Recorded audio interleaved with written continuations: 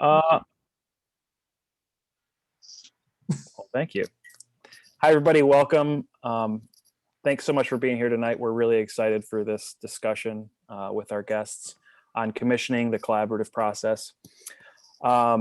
Weston Lewis here will be my co-host. He's a graduate student at Louisiana State University. And my name is Rob. I'm a grad student here at Michigan State University, where our two guests are from, Dr. Biedenbender and Dr. Sedatole. Dr. Sedatole is the director of bands at Michigan State University, and Dr. Biedenbender's on the composition faculty. So I know both of them will have a lot of great insight and feedback for us and things to think about, not only individually, but obviously they have a working relationship together. So that'll be an even better part of our conversation tonight. So I think we're going to just kind of jump right in, because I know we're going to probably not even be able to get to all the topics and discussions we want to tonight. And Dr. Sedatole, we're going to start with you. Just kind of the beginning process before you even reach out to a composer. What things are on your mind as far as the type of piece you want, or how do you know who you want to reach out? I know you've been a part of a lot of commissions, so if you could just talk about those early stages a little bit. Sure. Well, welcome everybody. It's great to be here. It's great to see some faces that I haven't seen in a while, and to talk about a topic that I think is really important for us, particularly you as people that are moving into this profession, and something that you need to know how to do, because we are still trying to create a repertoire for our ensembles, and so it falls from people like me to people like you to continue this. So I guess there are a number of things to think about when choosing to commission, and there's no real set way to do this. Usually I am intrigued by someone whose music I like, that maybe does not happen to be a wind composer, but I feel like has a wind piece in them, just ready to get out there, that their orchestration is very wind oriented, and that I feel like that them diving into the medium would not be such a stretch. That's one aspect. Another is that I might love the wind music of this particular composer, and I might want to try to push them in a different direction, where I think that they may have another piece in them that maybe they haven't even thought about yet. So there are a lot of different scenarios to think about here.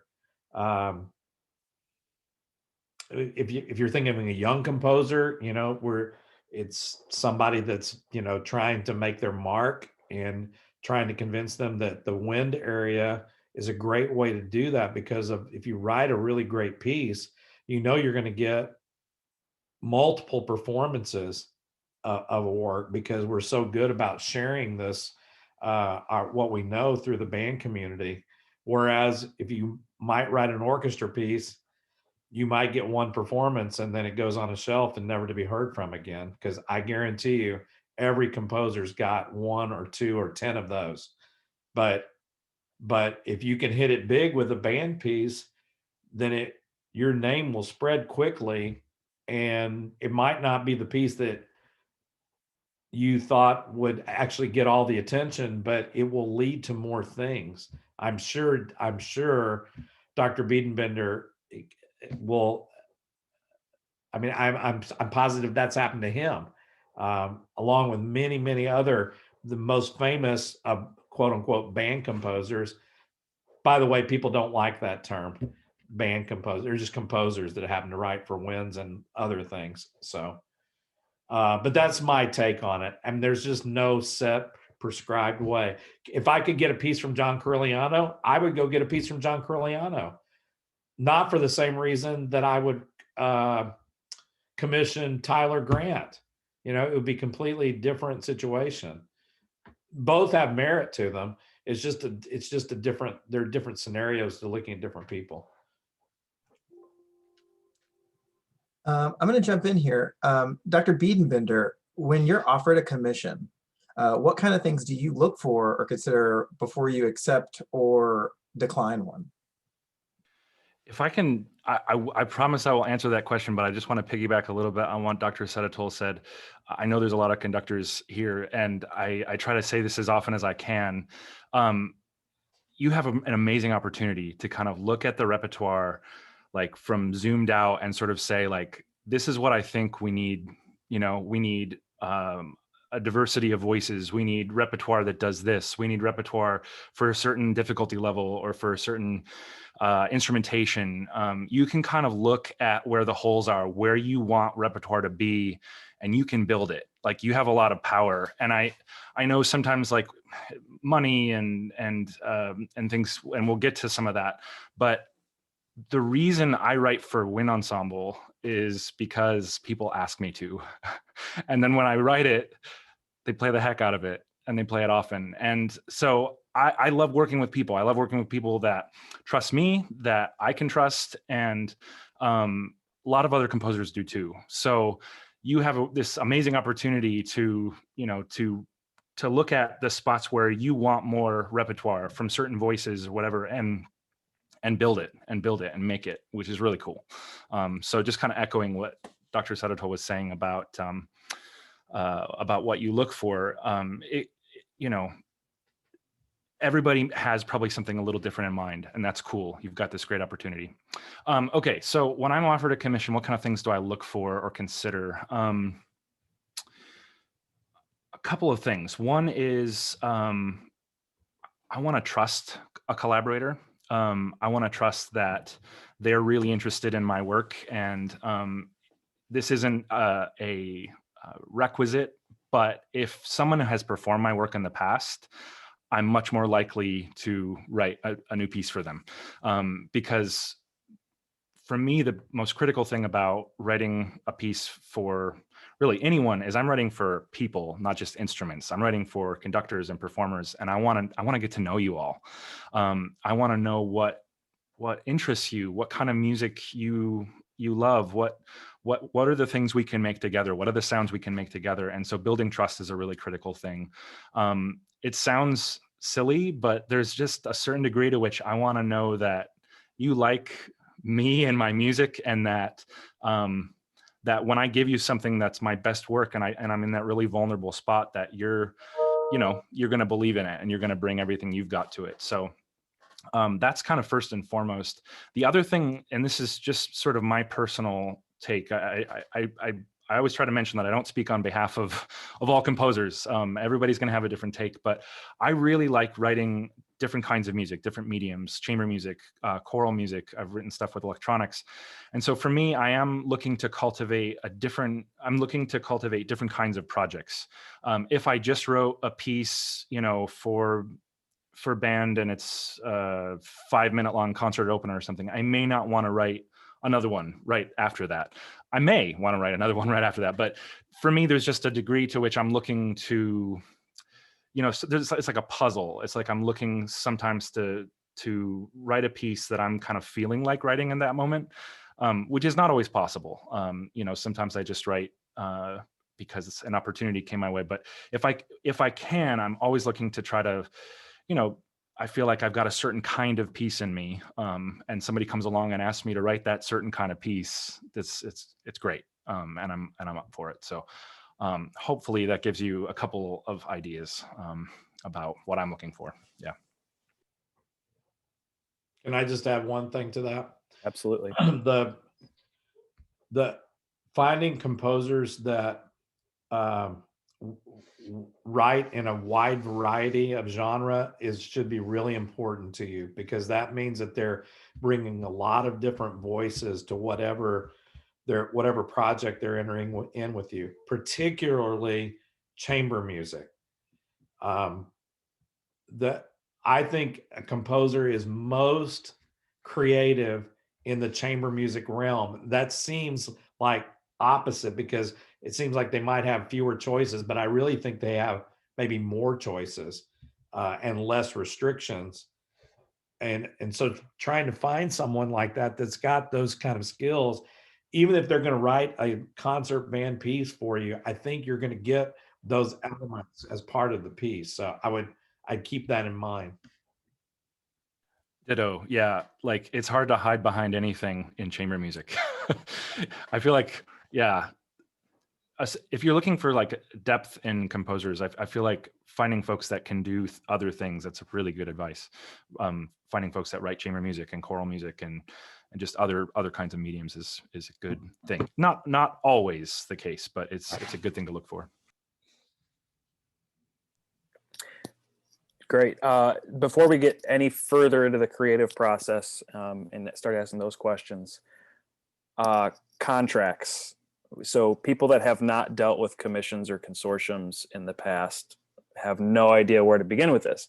In full disclosure, the day after I reached out to Dr. Biedenbender to do this, I got another email with another commissioning webinar, and I was like, well, I have to go to that. This is going to be the guy. And one of the things that came up was, when do we need a contract and what should be in it? And Dr. Biedenbender even used an example, like, what if it's just your friend from college and you want a piece and it's kind of just a verbal offer, I'll buy you dinner sometime. So like, where is the line, and when do you know a contract is necessary? And then after that, what kind of things do you want to be in that contract? And Dr. Biedenbender, we'll start with you. Yeah, great question. I come at this from a couple different angles, having done a lot of different commission projects, but also having students that are doing these. And one thing that I just sort of blanket recommend is getting a contract sooner, like for sort of smaller projects than you think you may need them for. I guess I'm encouraging you to have contracts pretty much all the time. Now, what I mean by that is it can be a formal sort of lawyerly looking thing. It could also be just sort of an email trail that's really, really like hammered out some specifics. But let me just give you a quick example, something that some of my students have gone through, where, you know, like, okay, you're friends, you're in school together, you ask someone to write a piece, the composer says yes, and you plan to play it at this major conference, the major conference for your instrument, and it's a set date. You need it by this time frame. You ask for the piece to be a certain length, and you build a program around it, send in a conference proposal and everything, and you agree that you're going to pay them in dinner. And it seems all very informal in some ways, but important to you. You believe in the project. You are really, really serious about the project and making it happen. And sometimes what happens is on the other end, the composer hears, okay, well, I'm writing this piece for dinner. It's for my friend. It's going to be great. Okay. And the communication breaks down when the importance of getting the piece by a very specific deadline so that you can play it on this conference, and having a piece that's the duration that you agreed to. I've seen this go wrong where somebody doesn't take it quite as seriously. And it's not that there was a ton of money involved or that there was this super serious contract involved, but people had invested in the project artistically. They had invested in the project and said, look, this is something I care about and I want to make it happen. So I bring that up because I think it is important to communicate really clearly, and contracts or a written kind of email trail can be a good way to make sure that everybody's expectations are the same. Well, what should be in it? The biggest things I think in a contract should be a description of the piece, give specific instrumentation so there's no surprises. Hey, the composer decides I want to write for a harp and you literally don't have a harpist. That's not great. So give a specific of instrumentation, give specifics of duration. I can tell you that for my part, I'm pretty good about meeting within a minute or two of most of the projects that I've been given. I'm pretty good about that. Some composers really struggle with it. And I've seen composers turn in a piece that's twice as long or half as long as they should. That's not acceptable. Somebody should be able to write within, I would say within like 10, 20% of the duration that you'd agreed upon. Because that really changes the nature of the piece, right? Like it could go from being a concert opener to being like the Keystone Symphony of the concert. And that may not be what you were expecting. So I think outlining the duration, the instrumentation, obviously terms of payment, whatever that's going to be like. I and a lot of folks tend to go toward like a 50-50 thing. You pay 50% up front to show that you're serious, and 50% once the piece is done to make sure that you get the piece. And then the other thing is a deadline. And Dr. Sedatole is probably going to laugh at this a bit, but my advice to you, just knowing composers as a species, lie a little bit and tell us that you need it sooner than when you really need it. Now, we should be responsible and we should get these pieces done when you say you need them. But I know that sometimes things happen in the creative process. And so having a clear deadline and building in some cushion so that if something goes wrong or you need to workshop something, I recommend doing that if it's possible. So anyway, those are the big keystone things that need to be in a contract. Actually, one other thing I'll say is exclusivity, like whether or not the piece can be performed by other folks, whether you have the exclusive right to record it. Sometimes those things can be a sticking point. No composer is really going to want to sign off exclusivity on a piece for more than maybe 2 years. That's a lot. And frankly, you probably shouldn't want to either, because although it's really enticing to think, oh, well, we're commissioning this piece, we want to be able to play it. If you want that piece to have a life and become part of the repertoire, play it, or even play it a couple times, and then let other people play it right away while there's energy behind it. I've seen people do this where they have exclusivity behind, a consortium or something for 2, 3, 4 years. And then by the time the piece is available to other folks, the energy behind it has dissipated some. So those are some of my big things. When it comes to actual contracts, sometimes you need, like, as more money is involved, I think it's important to get like some real templates, legal templates. And there are resources for that. But those are some of the big things that I think should go into a contract.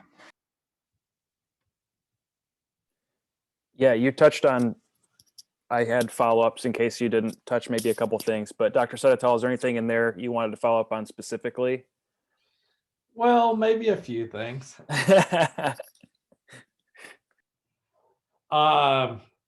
Contracts are there to protect both the commissioning party and the composer. I mean, it's there for a reason. But it cannot be so set in stone that you're talking about something that's artistic and not business. I mean, yes, it is a contract is a business agreement, but we're talking about an artist trying to create something, and sometimes that just cannot be pushed in the wrong direction by a deadline. And so it's a little bit of a slippery slope when you enter in on this, because you're counting on somebody to try to meet these deadlines. But on the other hand, you want the very best piece that you can get from this person. And sometimes, it's just not like you can turn the water on and off, so to speak, and it just doesn't run like that. I had to wait for 2 years for a piece from Robert Beezer, but I'm glad that we waited. I mean, I had to put off a very large consortium for 2 years in order to get a great piece from him, but it was worth it, and everybody understood the value of that. So yes, I would build in buffer time. Ask for it 2 weeks before you really need it, at least 2 weeks. The other thing to keep in mind, and this is not for all composers, but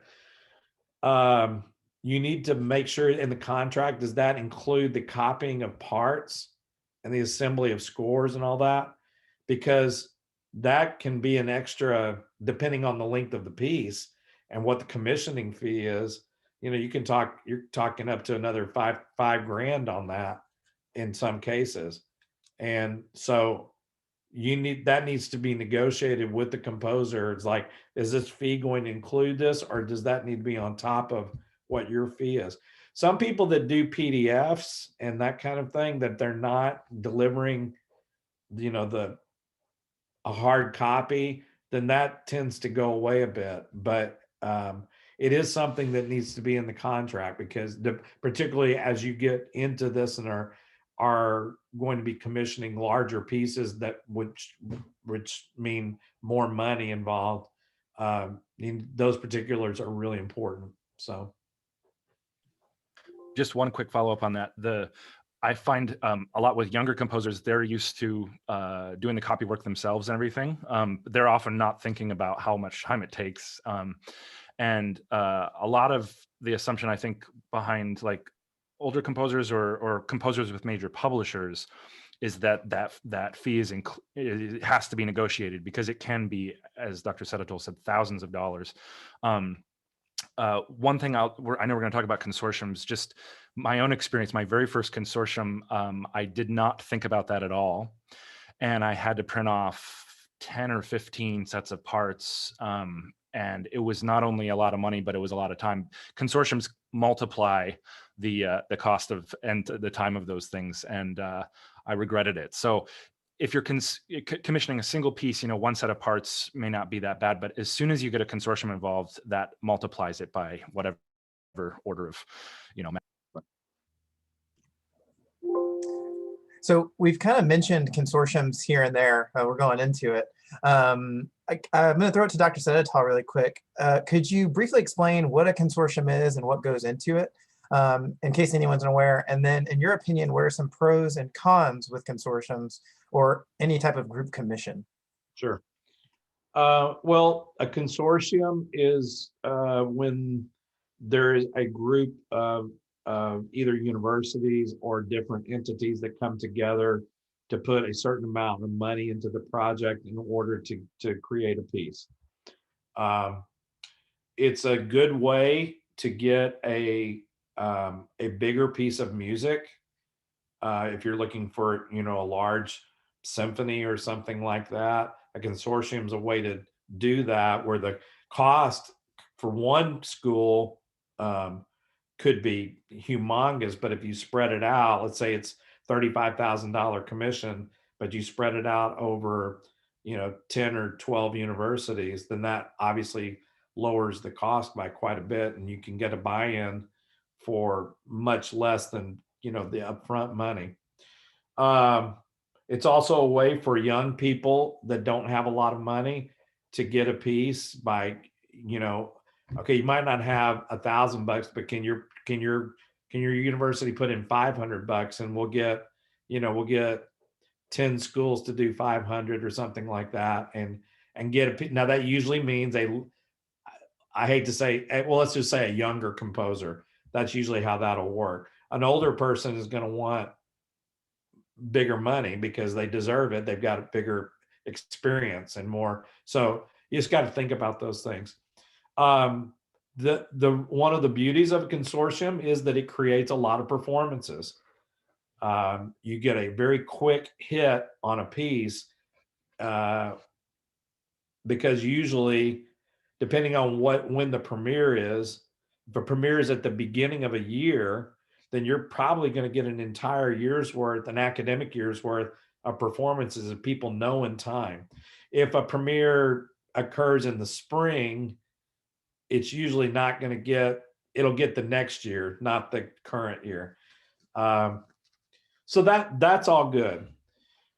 One of the downsides of the consortium is that you have whoever the lead is, the lead consortium is that you have to shepherd a lot, because you guys have not dealt with university budgets yet or the budgetary process, but trying to get an invoice through a university, first of all, they don't really understand commissions. And so sometimes if you're signing a contract to be part of a commission, it's got to go up to the purchasing office or even sometimes to the lawyers to get them to sign off. And if they don't like a little bit of the language, then they're going to kick it back. It's just, they put a lot of time in for usually not something that would be minuscule compared to the budgets that they normally deal in. But so that's one of the issues. Then making sure that all of the people of your consortium have paid on time. And that's, people forget. I could give you a long list of names of some very famous people that I'm not going to do, but that I've had to be their mothers, it seems like, to get them to pay. And it's not that they don't want to, it's just that they're, well, I don't know. It's just a pain. It's a pain. Every consortium I've ever been in has been a pain, except that it's proven out to be really a great product. So it was worth it. But every time I do one, it's like, I'll never do one of these again. And then I ended up, then I'll try, then I'll wait for like 5 years and I'll do it again, you know? So there, I would say by and large, it's a good thing. Now, like David was saying, that if you have let's say 15 people, 15, you know, either university bands or even the military groups, you have to allow enough time for them to be able to perform the piece. This recent one, actually, that we've done with Joe Tien, who's on our faculty, I believe it's a 2-year exclusivity because there's so many people involved in that you have to give it enough time for people to be able to play it, because you might not get all those performances in 1 year. So, And especially not if there's a pandemic, right? Exactly. Where now we've got all of this is good and bad for composers, because we've got all of this stuff now stacked up that we've got to perform. And yeah, so, but I agree with David, as short an exclusivity period as possible, because you want people to play this music. I mean, you want them to do it. One more thing on this. A lot of times, if you are the group that wants to do the premiere and possibly the recording of the piece, it usually means that you're going to put in a larger percentage of the overall, because so you get some more rights into it. So for instance, in this Joe Tien commission that we did, Michigan State is putting forward the largest contribution, because first of all, it's written for our 150th anniversary, and we want to have the rights for the premiere and recording if we decide to do that. So that kind of buys in, but you need to put all of that into a contract. So not only the composer knows that, but all of the consortium members know that as well. Yeah, Dr. Biedenbender, before we move on to the next section, is there anything you want to follow up with on that one? Yeah, lots of great points there, Dr. Sedatole. Just echo a couple of things. One is that consortiums allow you to kind of multiply your ability to to dream big, right? Like you can take on some dream projects and do things like with the duration of piece, or sort of a more renowned composer, or even just launch the number of performances by sort of pooling together with people and they often come together quite quickly. Couple things from the composer side, the communication that we were talking about with contracts and everything, and the clarity of it, the importance of clarity of communication is then compounded, of course, as you add in more people. And Dr. Sedatole mentioned, like, collecting fees and everything. There are two ways of doing this. My favorite, of course, is when someone else, a conductor, usually a performer, is organizing the consortium. Most composers are going to gravitate toward that. That's preferred. There are some composers that are helping to organize their own consortiums in cooperation with folks, but sometimes it's easier from like the contracting standpoint to do that, because if you're, as a conductor, organizing the consortium, it seems like unimportant questions, but the question of whether your university is contracting these other universities, or whether the composer is contracting to all these universities, those are actually kind of important questions. And frankly, each university is going to be a little bit different. It's something you kind of have to work out with your financial folks, and each composer is going to kind of prefer to do something different. But I can say from the composer side of you, the more organizational administrative work that a conductor does, the more apt someone is probably going to be part of the consortium. it can be a lot of administrative work. I must have said something wrong. Huh? Sorry, my internet's going crazy. Please excuse me and my friend.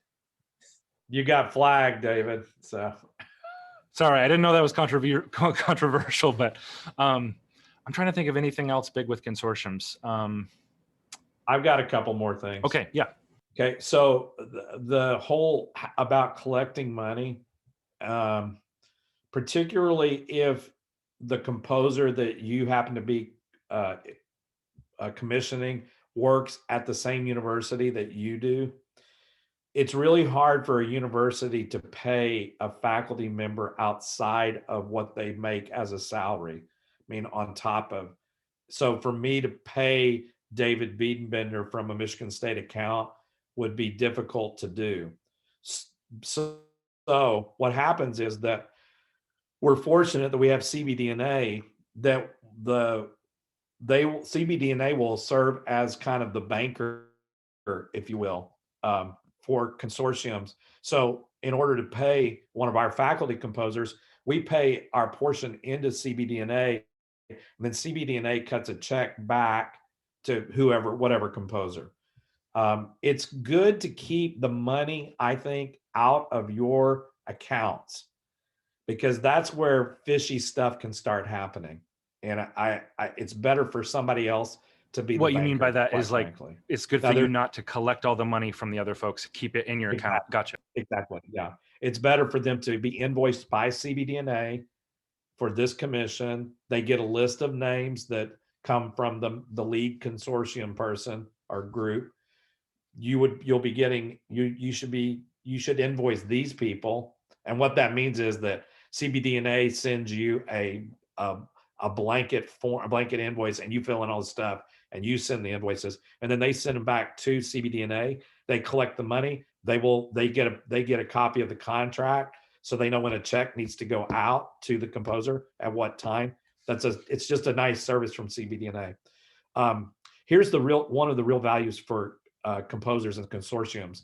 In many cases, the composer will get invited to these premieres by the consortium. Helpful in terms of their vitas, that they are going to all these places. It doesn't, and usually there's a fee involved with that. They just aren't going for free, and it's above and beyond what you would pay to be in the consortium. If you want the composer to come and make a visit and be there for your performance, that would be an extra fee involved, and of course travel and expenses.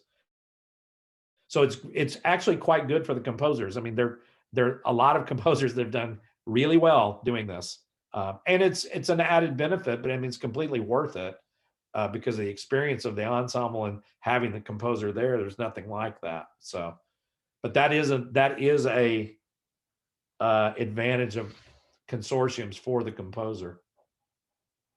One other thing I'll quickly add to the consortium thing, probably in some ways obvious, but making sure that the members of the consortium are all sort of have similar expectations. And I guess what I mean by this is, if you're commissioning like a grade 6 piece that's 25 minutes long, make sure that everybody is happy with being part of this project, where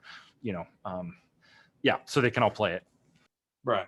Well, there should be, I mean, honestly, there should be a discussion between whoever the lead is and the composer about, this is the piece that we would like to try to create. Here are the elements behind it. And then you go out and find the consortium members when you have as much information as you can give them about what the possible length would be, the kind of piece, so on and so on and so on. And I'll add one other quick thing. Some composers, more than others, will need a little bit of guidance when it comes to that sort of thing. Like, let's say they turn in something to you and it is a grade 6 piece that's 25 minutes long, and you commissioned a grade 3 that was 10. They may need you to step up and say, I mean, that's extreme, but they may need you to actually help a little bit to bring their expectations in line with what it is that you what you wanted. Obviously, try to do that at the beginning of the process. Don't have a grade 3, grade 6 discussion when the piece is done. But if you want to commission composers that haven't written for band before, they will need some guidance about what it means for a piece to be playable by a great high school band or something. So Yeah, you really need to set your expectations correctly in terms of, you know, I don't even know to ask John Corigliano to write a grade 4 piece for, to be played by second bands at the high school level, that is just not going to happen. It shouldn't happen. It would probably be terrible. And he'd be the first one to say that. That's just not any expectation. On the other hand, you could choose someone much younger. I want you to write this grade 6 piece, and all this person's ever written are grade 2s and are just at the beginning. I mean, making that jump immediately, I'd be careful about that. And if I were a composer, I'd be careful about it too. Like it's really kind of uncharted waters. When you're not that people shouldn't be creative, but when you're investing that kind of money, you need to make sure that there's a little bit of a track record, so. No, all these follow-ups are great because you're actually already answering kind of the next thing we wanted to get into, because the collaborative process. We asked all the people that registered for the session to submit questions, and probably more than half at least included a question about the collaborative process, as far as how much involvement. Once you say, and you've already answered this, here's the instrumentation, here's the grade level, here's how long, maybe the style of the piece. After that, and once the composer starts writing, and we'll start with you, Dr. Biedenbender, because obviously you have, being the composer, I think it's a good place to start. How much involvement do you typically expect with maybe the lead director, or just if there's only one? What does it look like for you? That's a good question. I mean, I will admit that, so the creative process is vulnerable. I feel a lot of different emotions while writing, and it varies for me personally whether or not I'm willing to kind of be open about the writing process along the way. But what's really helpful from collaborators is if they just really are excited and would be happy to workshop or try something, if I'm open to it, and that there's just like lots of positive vibes coming. So the first time Dr. Sedatole and I worked together, I was writing about a 10-minute opener for the CBDNA performance in Kansas City. And I wanted to try some things. We hadn't worked together, and I wanted to really kind of push the Wind Symphony. And I wanted to try some new orchestrational things and everything. And so I brought the piece into the Wind Symphony and we workshopped it. We did 1 or 2 sessions, and I asked about notation, and I asked about, fingerings, and I made a lot of edits from that. And in fact, then I brought it to the first rehearsal and made some edits even beyond that. I have that privilege because, just heading right down the hall. But you could do that, of course, really in any situation where you can workshop a piece with a composer along the way. Not everybody will be willing to do that, but I think it's good because it gave you a heads up, right? Like sort of ballpark of where this piece is headed. It got the ensemble excited. A lot of energy there. So I think workshopping is good, but understand that composers probably have varying degrees of how willing they are to do that.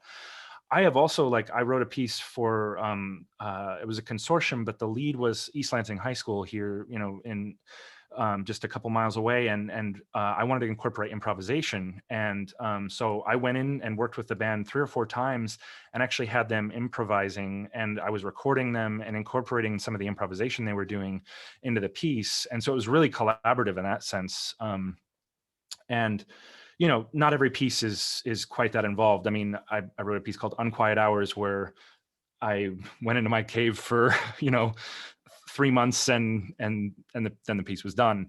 But I think it's always good to offer that opportunity for workshopping if a composer is open to it, and to just bring lots of positive energy, think about it like, we're going to make this work. How can we help you? How can we make sure that that we're excited about it, and if this isn't working, if this isn't possible, how can we help you find a solution for that? So yeah, I think, I don't think there's anything better than that.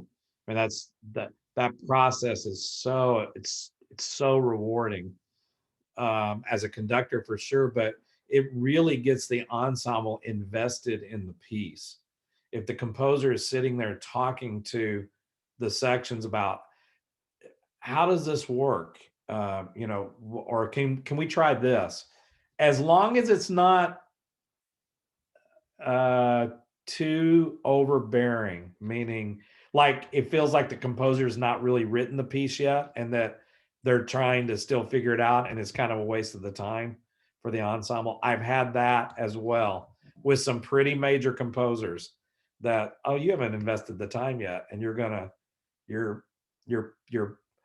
piecemealing this together. Now that's not good because the ensemble can figure that out. But when it's really heartfelt and it can really energize the ensemble for sure. And we've had a large number of experiences like that here because we've been fortunate enough to bring in a lot of different composers.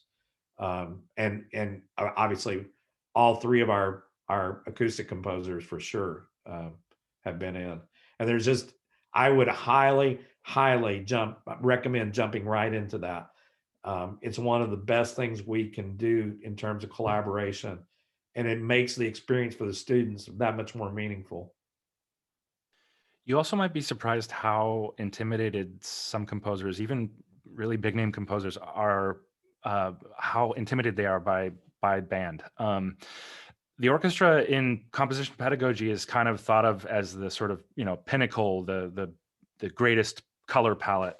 And I have issues with that, but I think orchestration and sort of the possibilities of the band are really not, a lot of people, it's just a gap. They just don't know a lot about it. They don't know a lot of repertoire and everything. All this to say that I think you have a really great opportunity at the beginning of the process to sort of guide and inform the composer a little bit about what's possible, you know, even just like sending, if they don't know a lot of rep, like sending them some of the rep that you really care about and that you really believe in. And so, you know, because I think sometimes this is, I'm not going to name names, but this is sometimes happens is composers have an interesting voice and they're commissioned to write a piece and for band, and then they write a band piece as opposed to the piece that they would have written with their voice had they sort of believed in it as a kind of tabula rasa, you know, like the band is such an amazing ensemble. You can do so many cool things with it.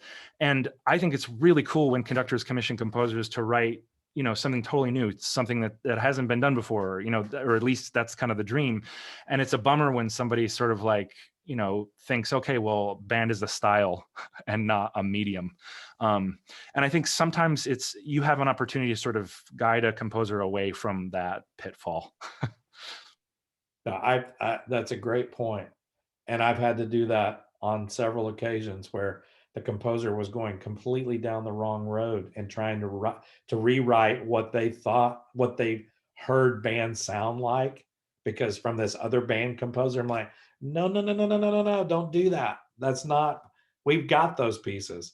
We want your voice in whatever form that takes, but don't try to rewrite something that you heard another band composer, quote unquote, write. And we shouldn't be asking for that either. There are some very famous composers that have become mainly known for their band works. And it's because they continue to write the same piece over and over again with a high degree of success. And when I say write the same piece, I mean, the language is the same. The format tends to be the same.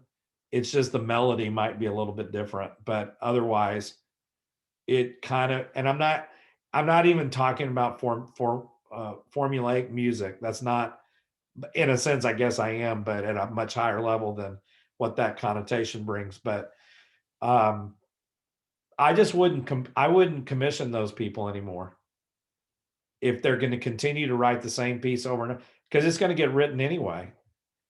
It's going to happen anyway. I mean, I've bowed out of a bunch of consortiums that I know somebody else is going to pay for this. We're not going to.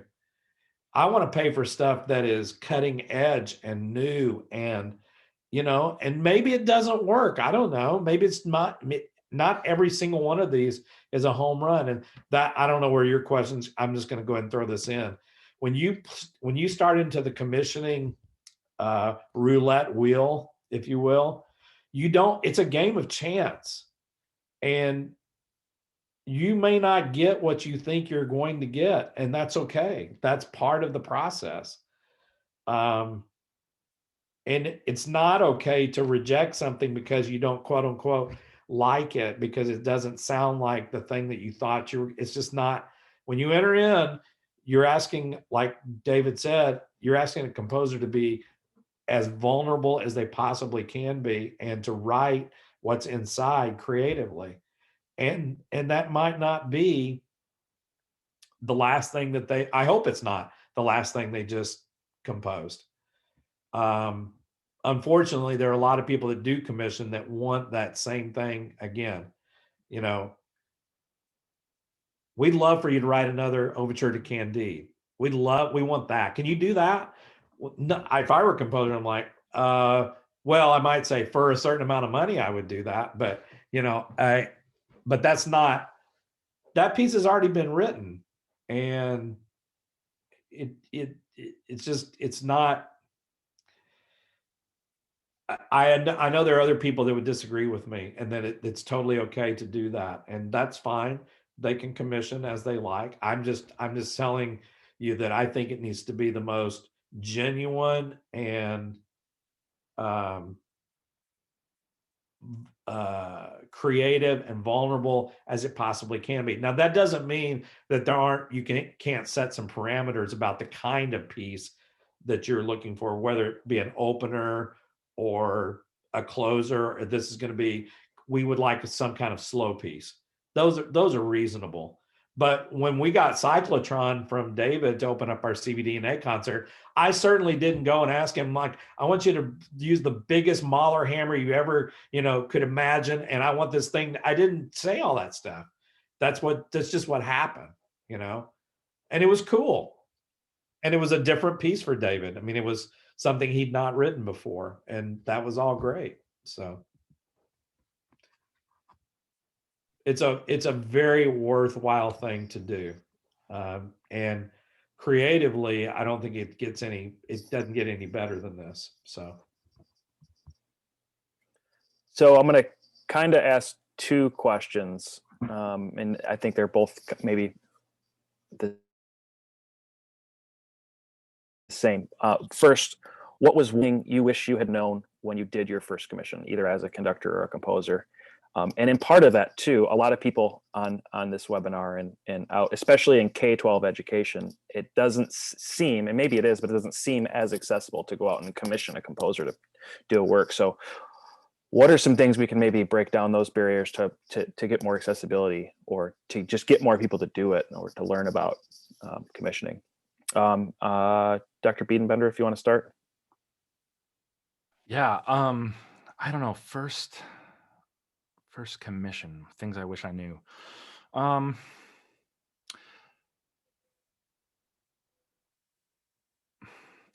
Well, I mean, a lot of what we've talked about tonight is, about building trust, and about being able to take risks, and about sort of setting expectations and communicating clearly. Those are the big things that I guess I wish I knew. I've been fortunate not to have any like huge missteps or anything. But I guess I would just kind of underline some of the things we've talked about, with like really clear communication, building trust, expectations, setting those. Those are some of the things I think the times when I felt most vulnerable and most like things weren't going well were when those things were misaligned, like when I start writing something and it isn't what somebody had expected or something. But yeah, I guess I would just kind of underline some of those big points. And they can take time to sort of understand what it even means personally as an artist to kind of trust yourself and to trust someone else. Some of those things just take time. But yeah, anyway, I'll stop talking. I think all of the things that we've been talking about, the reason why I know so much about it is because I've experienced it, and I made all those kind of mistakes early on, and we didn't have one of these webinars to talk about, how to do some of this stuff. So I mean, it's a process that's been part of my career almost my entire, you know, the first one that I was really involved with was the Maslanka Symphony No. 4. And I had to give a premiere of that at 20 something years old. And that's not the way I would start into a consortium commissioning project, because there was a lot of pressure. It was all good, and it really set the tone for a bunch of things. And I learned a lot from David Maslanka about how to deal with, because he did a ton of commissioning, and talk about getting a bigger work than you expected. That was always the case with Maslanka. So I would just use everything that we've talked about. In terms of the public school thing, Rob, I guess I'm going to disagree a little bit. I think it's extremely active in terms of public school people doing commissioning for sure. Now, do they always commission the right people? I'm not positive about that, but there should probably be some better guidance. But remember, public school folks have different reasons and purposes for sometimes commissioning. Again, I'm not sure all of those are with merit, but they think that they are, and that's okay. Sometimes it's a single school that does a commissioning project. Sometimes it's a collection of schools where they can pull more money together if they want to get a little bit more well-known composer. If you guys don't know the name Cheryl Floyd, you should. She spent the better part of her career commissioning for middle school band, but not the typical middle school composer, a much higher level composer, but interested them and was able to get enough funds together in order to be able to commission different folks. I just saw today that John Mackey has taken on a new commission for Jonathan Grantham, who's in Amador Valley in California, for his 20 years there. And that's a consortium that's been put together by, I think, the district and probably parent groups and that. But that commission's not coming cheap, I guarantee it, because Mackey doesn't do cheap. So it comes along with, I'm sure that's somewhere in the, depending on how long it is, probably $25,000, something like that. But so they had to figure out how to get all of that together. And but I definitely think that these are worthwhile projects that we need to be talking about. When a lot of you will likely be involved in music education classes as well, and people learning about that as like when you go out and teach, this should be one of the things that we're all trying to create this repertoire and trying to create really great new pieces for our medium.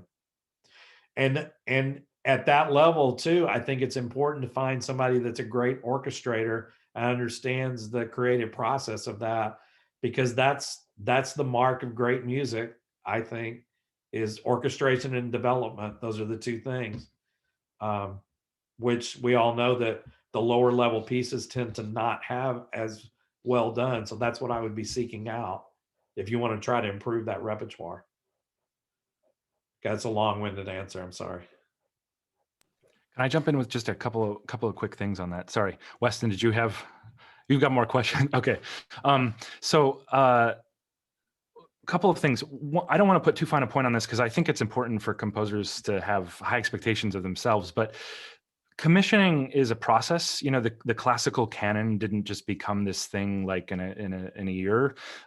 This was, a long process. And the reason I bring this up is we've talked a little bit about risk and about, you mentioned the roulette wheel of commissioning. I think it is important to know that maybe not every commission that you do will sort of be the most amazing next standard of the repertoire sort of piece. And that's just kind of part of the commissioning process. You have to understand that there's some risk in that. Your first commission was Maslanka 4 at turned out really well. I'm sure there's other things that maybe didn't work out as well. And so I think it's important to just sort of invest in the process, that you build trust and you make the thing happen. And sometimes it's an amazing piece and sometimes it's okay. And sometimes it's not. And that's kind of part of the process. And you do everything you can to make sure it's great. But I think it's important. We sometimes get in like masterpiece syndrome in classical music. And sometimes we don't, this is less common outside of band, but like it's just important to be invested in this process, and knowing that there is some risk involved. Another quick thing I'll say about the like K-12 particularly, and the last year has been really a boon in repertoire for, like, my brother-in-law teaches at a rural school about 40 minutes north of here. He has no music budget, and his instrumentation is question mark all the time.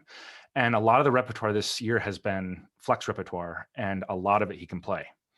And some of that happened because composers were just suddenly paying attention, but some of it is because people were also sort of like making them pay attention and the pandemic was and everything. And so, a lot of what we talked about in terms of consortium and leveraging the power of a group of people, that can happen, and you can turn that towards something like commissioning a flex piece, or a piece with an orchestration instrumentation that a younger group can play. It was just, I don't know, I just want to say it was really encouraging to see a lot of this repertoire happening this year, because I think that's, like I mentioned, my brother-in-law, that his group and that sort of group is often forgotten about, and so I think it was cool to see this year that it doesn't have to be, and hopefully moving forward that won't be the case. So we've kind of come up on our time here. We had a couple more questions, but I wanted to give one last shot, or chance. Is there any more advice that you may have, or an experience that you'd want to share that may be super helpful, or perhaps a pet peeve that you're like, this needs to stop, or something like that, to kind of wrap up what we're talking about here? I'll throw it to you, Dr. Sedatole, first. I think I've probably already given my pet peeves here. I would just encourage you to do it and find ways to do it. And those of you who are at the beginning of your time in grad school, try to collaborate with student composers at your school. It's a great situation where you can both help each other. You need a piece for a recital, that person needs to write for an ensemble, of some type. And it's largely going to be likely chamber stuff, because that's the easiest thing to, get together. So I would use that, it just goes both ways. It's good. It's just good all around. So I would highly encourage you to do that. And then as soon as you get out, don't be shy about jumping into this process. Don't, I need to wait till, I've taught for 10 years and then that can be, there's no sense in that. It doesn't, that with experience doesn't mean a better commission piece. That's not really how it works. Now you might have a better group, but that, I would just keep that in mind. Make it something that's important. And it's a great way to draw a community around a project too, to get the parents involved in this. If you're teaching public school, it's a great process to go through. So I wouldn't shy away. Dr. Sedatole mentioned earlier that sometimes folks aren't asking the right composers to write pieces. And one bit of advice that I have is actually go to people like Dr. Sedatole or to me and ask if we have any recommendations for folks that, that we'd recommend. One of the things that I know is happening a lot, and I'm personally invested in, is trying to diversify the voices of composers in the band medium. And I have students that would write fantastic band pieces, and I would love to recommend them. I also have a lot of young composers kind of on my radar. I'm in a composer collective called Blue Dot. Omar Thomas and Jennifer Jolly and Viet Quang and a couple of other folks. If you don't ask me, ask them. They also are are teaching and know young composers, it would be very easy to reach out to a handful of folks and get, dozens of names worthwhile investigating that would write fantastic pieces. Lots of young composers, some kind of mid-career composers, and yeah, you can seek advice from folks about who you might commission and get really good advice. I'm offering, and I'm offering on behalf of my friends too, because I think they also know a lot of people that that would be worth commissioning. And they will do that because the same thing has been done for them. I mean, that's how this works. And the more diversity, the better. That's just real important. It would be important no matter what, but it's crucially important right now. So. Well, if we could quickly get a round of applause and thank you to our two guests tonight. This was really, really, really great. We don't really like each other, so this was a little difficult. So it's good. Well, we work some of the kinks out. It's good. Relationship building. I just dropped two PDFs in the chat as well for all of you. One of them is prepared by Dr. Biedenbender and the other from the Meet the Composer Incorporated. So just some commissioning tools. And there are tons more out there on the internet, like Dr. Biedenbender was saying. But again, go check out the new Marilyn Chamberwin's recording of Dr. Biedenbender's Kyrie. It's beautiful. It's a chamber version. It's really, really beautiful. So I'm going to be on him to write a bigger piece around that piece. So this is how it works. You not shame somebody. You put somebody under pressure in front of a group where they can't say no. And that's worked many times for me. Should we start drawing up the contract while everyone's still here? Maybe. I've already got a draft. I'll drop it in the chat. Perfect. Well, thanks again, everybody. This was really, really great. Thank you to our guests and have a good night. Guys, everybody stay safe. Get your vaccination.